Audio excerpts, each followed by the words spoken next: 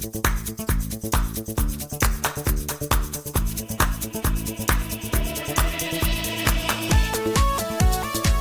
Hello friends, நான் உங்கள் SKA பேசுகிறேன். எங்கள்கிட்ட அது பேசுனாங்க, அந்த ஆஃபர் சொன்னாங்க தான். எடப்பாடி முதலமைச்சர், நீங்கள் துணை முதலமைச்சருங்கிறது கருத்து வந்துச்சு. அதை நாங்கள் ஃபன்னியாக தான் எடுத்துட்டோம். உங்கள் எல்லார்கிட்டையும் ஒரு கேள்வி கேட்கணும். 60 வருடமாக தமிழகத்தை யாரோ திருடிக்கிட்டே இருக்காங்க. நான் எங்கள் அலுவலகத்தை நோக்கி வர்ற நேரத்தில் மறுபடியும் ஒரு ஃபோன் வருது. நீங்கள் கடிதம் கொடுத்தா கூட பரவாயில்ல, நீங்கள் தான் முதலமைச்சர், நான் டிக்ளேர் பண்ண போகிறேன், தயவுசெய்து நீங்கள் ப்ரெஸ்ஸை மீட் பண்ணாதீங்கன்னு ஒரு ஃபோன் வருது. தமிழனுடைய மானத்தை திருடுனாங்க, தமிழனுடைய டிக்னிட்டியை திருடுனாங்க, தமிழனுடைய வாக்குகளை திருடுனாங்க. 2026 திருட பார்த்தாங்க. இந்த முறை யாரை வச்சு திருட பார்த்தாங்க தெரியுமா? திருமாவளவன் அப்படிங்கிற ஒரு அரசியல்வாதியை வச்சு திருட பார்த்தாங்க. நம்புவீங்களா? கடைசி வரைக்கும் பாருங்க, அதற்கான ஆதாரங்களை நான் இந்த வீடியோவில் காட்டுறேன். எங்கிருந்து ஆரம்பிச்சது இந்த திருட்டு? அந்த காலத்தில் பெரியார் என்ன சொன்னாரு? தமிழனுக்கு செல்ஃப் ரெஸ்பெக்ட் வேணும், மானம் வேணும், யாருடைய காலடியிலும் விழக்கூடாது. அதுதான் தமிழ்நாட்டில் பிறந்த செல்ஃப் ரெஸ்பெக்ட் மூமெண்ட். அதுதான் திராவிடியன் பாலிட்டிக்ஸோடைய ஃபவுண்டேஷன். அந்த ஃபவுண்டேஷனில் கட்டிய கட்சி தான் டிஎம்கே. அதிலிருந்து பிரிஞ்சு வந்த கட்சி தான் ஏடிஎம்கே. இந்த 2 கட்சிகளும் கடந்த 60 வருடமாக தமிழகத்தை ஆண்டுக்கிட்டே இருக்காங்க. ஆனால் அந்த 60 வருடத்தில் அவங்க என்ன பண்ணுனாங்க? நீங்களே சொல்லுங்க. பெரியார் சொன்ன செல்ஃப் ரெஸ்பெக்டை மிக்சி கிரைண்டர் அப்படின்னு மாத்தினாங்க. அவர் சொன்ன மானத்தை ஃப்ரீ டிவியா மாத்தினாங்க. தமிழனுடைய டிக்னிட்டியை, தன்மானத்தை ஓட்டு பேங்கா மாத்தினாங்க. இது என்னுடைய கோபம் கிடையாது மை டியர் ஃப்ரெண்ட்ஸ். இது டேட்டா சொல்லக்கூடிய விஷயம். இதுதான் ஃபேக்ட் அப்படின்னு சொல்லப்படுற விஷயம். மொத்த வரலாறே சொல்லுது. 2006 கருணாநிதி என்ன பண்றாரு? ஃப்ரீ கலர் டிவி ப்ராமிஸ் பண்றாரு 45 லட்சம் வீடுகளுக்கு. மொத்த தமிழகத்திலையும் 3600 கோடி ரூபாய் டிவி கொடுக்க செலவு. அன்னைக்கு ஒரு உண்மை தெரிஞ்சிடுச்சு மை டியர் ஃப்ரெண்ட்ஸ். வீட்டுக்குள்ள இருக்கக்கூடிய ஒரு பொருள் நாம சொல்லக்கூடிய எந்த கொள்கையையும் விட பவர்ஃபுல் அப்படின்னு உண்மை தெரிய வந்தது. அது தெரிஞ்சப்ப எலெக்ஷன் மேனிஃபெஸ்டோ ஒரு ஷாப்பிங் கேட்டலாக் மாதிரி மாற ஆரம்பிச்சது. 2011 ஜெயலலிதா வந்தாங்க. Free mixie, free grinder, free fan அம்மா பிராண்டிலேயே கொடுத்தாங்க. அப்புறம் திரும்பி லேப்டாப் கொடுக்குறாங்க. யாரு? டிஎம்கே.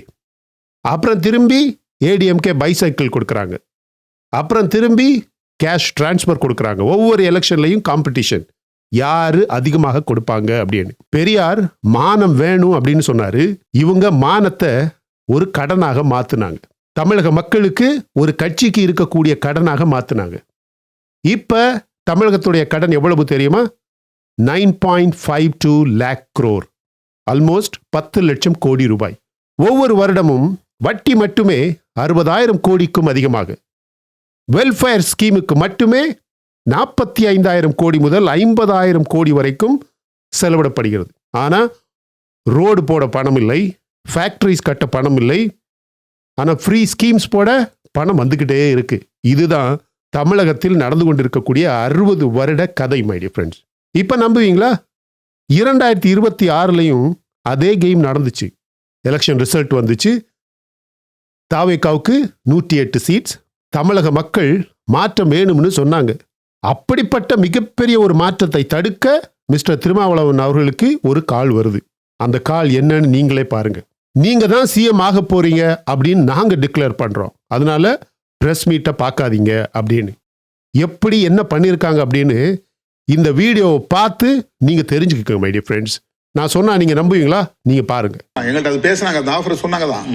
எடப்பாடி முதலமைச்சர், நீங்க துணை முதலமைச்சருங்கிறது கருத்து வந்துச்சு. அதை நாங்கள் ஃபன்னியாக தான் எடுத்துட்டோம். அதை உண்மையை ஆதவர்ஜனை வர சொல்லி 4 மணிக்கு அவரை அங்கிருந்து வெளியே அனுப்பிச்சிட்டு நான் எங்க அலுவலகத்தை நோக்கி வர்ற நேரத்தில் மறுபடியும் ஒரு ஃபோன் வருது. நீங்க கடிதம் கொடுத்தா கூட பரவாயில்ல, நீங்க தான் முதலமைச்சர், நான் டிக்ளேர் பண்ண போறேன், தயவுசெய்து நீங்க பிரஸ்ஸை மீட் பண்ணாதீங்கன்னு ஒரு ஃபோன் வருது. அப்ப நான் சொன்னேன், நான் கையெடுத்து கும்பிடுறேன், மன்னிச்சிருங்க, நான் பிரஸ்ஸை மீட் பண்ணிடுறேன். இதுல எனக்கு இது எந்த தரப்புல இருந்து வருது? ஒரு தரப்புல இருந்து வருது. அவங்க இது இந்த இன்னார்னு குறிப்பா நம்ம சொல்லணும்னு அவசியம் இல்லை. ஆனா இந்த 4 மணிக்கும் அந்த அழைப்பு இருக்குங்கிறீங்க. 4:45. சரி, 4:45 நான் பிரஸ்ஸை மீட் பண்றது எங்க வாசலுக்கு போயிட்டு நான் இறங்க போறேன். அந்த நேரத்திலே ரொம்ப முக்கியமான ஒரு சோர்ஸ்ல இருந்து, ரொம்ப ரொம்ப ரிலையபிளான ஒரு சோர்ஸ்ல இருந்து எனக்கு அவங்க வந்து பேசுறாங்க. அப்ப நான் சொன்னேன், இந்த மாதிரி நான் டிக்ளேர் பண்ணிட்டேன், லெட்டர் கொடுத்துறேன். லெட்டர் கொடுத்தா ஒன்றும் பிரச்சனை இல்லை, பாவிகளா அது ஒரு பெரிய விஷயம். எப்படி ஏமாத்த ட்ரை பண்ணியிருக்காருன்னு பாருங்க. இப்படி தாங்க நம்மள 60 வருஷமா இவனுங்க ஏமாத்தி இருக்கிறானுங்க. நாங்க வந்து ஆரம்பத்திலே வந்து இக்னோர் பண்ணிட்டோம். அதாவது அதிமுகவும் திமுகவும் சேர்ந்து போகுது, ஒரு முயற்சி எடுக்கிறாங்கிறது நாங்க வந்து அது மெட்டீரியலைஸ் ஆகாது, அது அரசியல் அறமும் இல்ல. அதனால அது வந்து நாங்க வந்து அதுக்கு ஒரு பெரிய முக்கியத்துவம் கொடுக்கல. அதுதான் உண்மை. முதலமைச்சரா உங்களை முன்னிறுத்தின விஷயம் ஏன் நடக்காதுன்னு நினைச்சீங்க? அது 8ஆம் தேதி இரவு மேல எங்களுக்கு சொல்றாங்க. ஏன் சிவிஷன் என்ன சொல்றாருன்னா, நாங்க போய் ஆதரிச்சோன்றார். திரு எடப்பாடிக்கு அவருக்குமான முரணை பத்தி பேசும்போது, அதாவது ஒரே பகுதியில் அது அவர் சொன்னது நமக்கு தெரியும். அங்க உள்ளுக்குள்ள என்ன பிரச்சனை நமக்கு தெரியாது. அது முக்கியமான ஒரு கேள்வி. அங்க பாமக இருக்காங்க, பாமக என்ன ஸ்டாண்ட் எடுத்தா நமக்கு தெரியாது. அடுத்து பிஜேபி ஒரு வேட்பாளர், ஒரு உறுப்பினர் இருக்காரு, அவர் இங்க வந்து ஆதரிப்பாரா வெளியிருப்பாரா அல்லது அவங்க கழிச்சு தான் கணக்கு போடுறாங்களா எதுவும் எனக்கு தெரியாது. இந்த கால்குலேஷனுக்குள்ளே நாங்க நுழையல. இது வந்து இதுக்குள்ள வரல. ஆனா வெளியில இருந்து உங்களை மையப்படுத்தி வந்தனால அந்த கேள்வி வைக்கிறேன். திரு சிவி சண்முகம் பத்திரிகையாளர் சந்திப்புல சொல்றாரு, நாங்கள் அத்தனை பேரும் ஏற்றுக்கொண்டோம், நாங்க போய் திரு எடப்பாடி பழனிசாமியை வலியுறுத்தினோம், அவர் ஏற்றுக்கொள்ளவில்லை என்பதாக ஒரு கருத்தை வைக்கிறாரு. அது அவங்க கட்சி பிரச்சனை. அதுல என்ன நமக்கு தெரியாதுல்ல அங்க என்ன நடந்தது. பிறகு 4:45 அழைப்பு வந்தப்ப அவரும் ஏற்றுக்கொண்டாதான் அந்த அழைப்பு வந்திருக்க முடியும். ஆமா அப்படிதான். அதனால கேக்குறேன் நான். எல்லாருமே கன்வின்ஸ் ஆயிட்டாங்க. உங்களை ப்ரப்போஸ் பண்ணியாச்சு, டிக்ளேர் பண்ண போறோம். உடுமை பாத்தீங்களா? நீங்க வெயிட் பண்ணுங்க.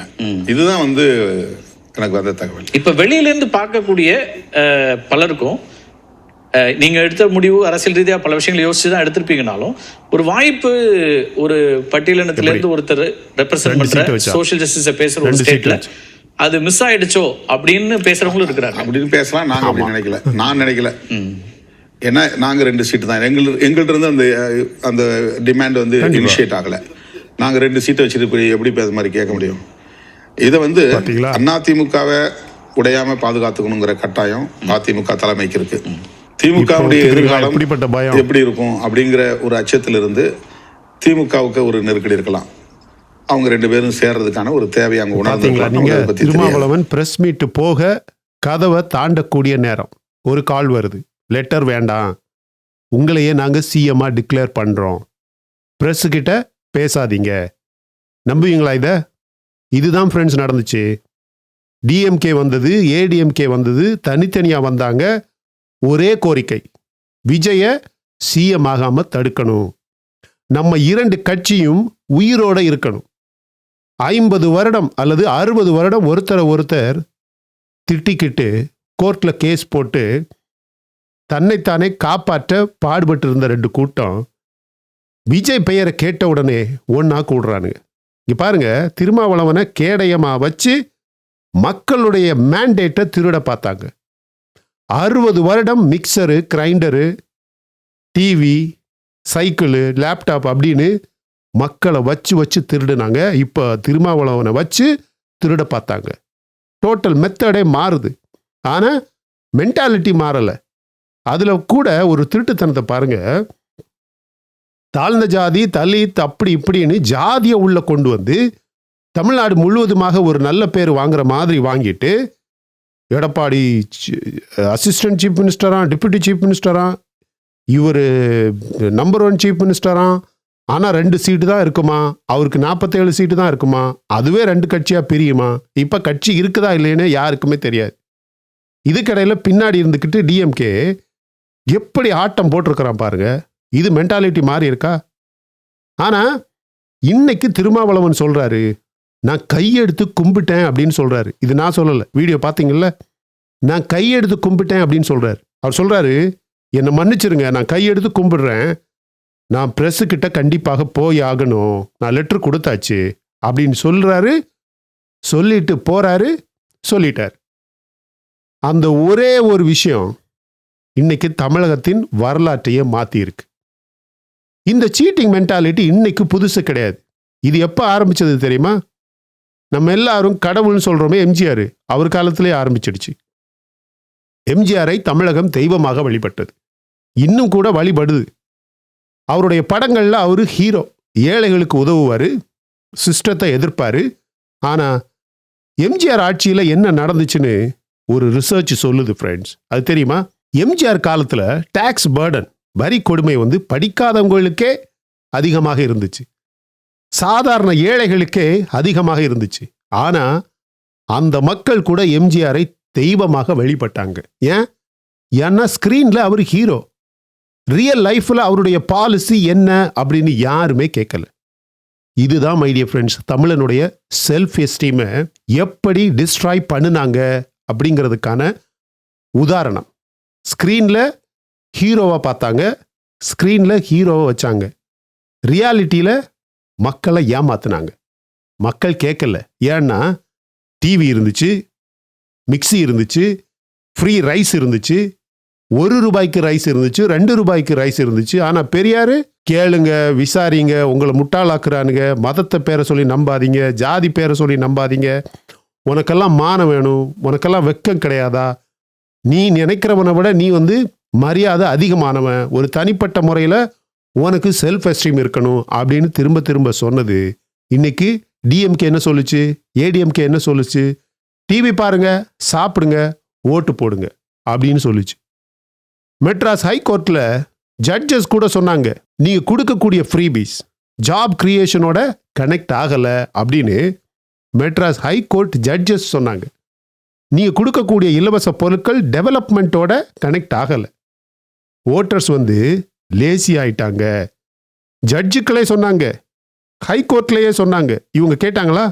இல்ல. ஏன்னா 60 வருடங்கள் இந்த கேம்ல அவங்களுக்கு அதிகமான பெனிஃபிட் இருந்துச்சு. மக்கள் லேசியா இருந்தா ஓட்டு பேங்க் எப்பவுமே ரெடியா இருக்கும். மக்கள் விழிப்பாயிட்டாங்கன்னா ஓட்டு பேங்க் போயிடும். மக்கள் யோசிக்க ஆரம்பிச்சா எனக்கு ஓட்டு போடுவானா அல்லது உனக்கு ஓட்டு போடுவானா தெரியவே தெரியாது. அதனால அந்த விழிப்புணர்வை, அந்த அவேர்னஸை தொடர்ந்து தடுத்தாங்க. அதுக்கு தான் 1 ரூபாய்க்கு ரேஷன் ரைஸு, பருப்பு, சர்க்கரை, 1000 ரூபாய், கரும்பு, மிக்ஸி, டிவி அப்படின்னு கொடுத்துக்கிட்டே இருந்தானுங்க. சாப்பிடுங்க, தூங்குங்க, ஓட்டு போடுங்க. ஆனால் 2026 மக்கள் அப்படியே பொங்கி எழுந்தாங்க. கருணாநிதி 96 சீட்டை வச்சு இதே இந்த தமிழ்நாட்டை கவர்ன் பண்ணார். நீங்க சட்டமன்றத்தில் உதயநிதி பேசினதை நல்ல தெளிவாக கேட்டிருப்பீங்க. உலகத்தில் எந்த அரசியல்வாதியுமே இவ்வளவு முட்டாள்தனமாக ஒரு 11-12 வயது மாணவன் யோசிக்கிற அளவுக்கு கூட ஐக்கியூ இல்லாத அளவுக்கு யோசிச்சு சட்டசபையில் ஒரு பேச்சை கொடுக்கிறாரு உதயநிதி. என்னது, 65% மக்கள் உங்களுக்கு எதிராக தான் ஓட்டு போட்டாங்க. ஸ்டாலின் சொல்றாரு தாவேகா கவர்மெண்ட் நிக்காது. உதயநிதி சொல்றாரு 65% மக்கள் உங்களுக்கு எதிராக வாக்கு போட்டிருக்காங்க. ஆனா 2021 டிஎம்கேக்கு எத்தனை பர்சன்டேஜ் கிடைச்சது? 38%. 62% உங்களுக்கு எதிராக தான் ஓட்டு போட்டாங்க. நீங்க அப்ப பேசல, இப்ப 65%க்கு பேசுறீங்க.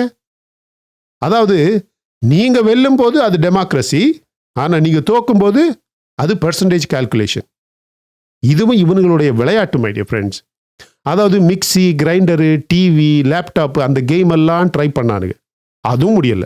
அப்புறம் இப்போ 10,000, 5,000, 3,000, 2,000 அப்படின்னு ட்ரை பண்ணாங்க, அதுவும் முடியல. எலெக்ஷன் முடிஞ்சு மக்கள் மேண்டேட் கொடுத்தாச்சு, அதுக்கப்புறம் திருமாவளவனுடைய கேமை ட்ரை பண்றாங்க. எல்லாமே ஒரே மென்டாலிட்டி. மக்களுடைய தீர்ப்பை நாங்க அக்செப்ட் பண்ண மாட்டோம், நாங்க தான் டிசைட் பண்ணுவோம். 60 வருடம் இப்படித்தான் நடந்துச்சு. ஆனா இந்த முறை மக்கள் வேற மாதிரி பேசினாங்க. உன்னுடைய ஃப்ரீ டிவியும் வேண்டாம், உன்னுடைய ஃப்ரீ மிக்சரும் வேண்டாம், நாங்க capable, we are well equipped, நாங்க தீர்மானிக்கிறோம் அப்படின்னு மக்கள் சொன்னாங்க. அதனால தான் விஜய்க்கு ஓட்டு போட்டாங்க. அதுதான் பெரியார் அவர்களின் உண்மையான self respect my dear friends. ஆனா இது என்ன பிரச்சனைனா 60 வருடம் தாமதமாக வந்திருக்கு. ஆனா வந்திருக்கு.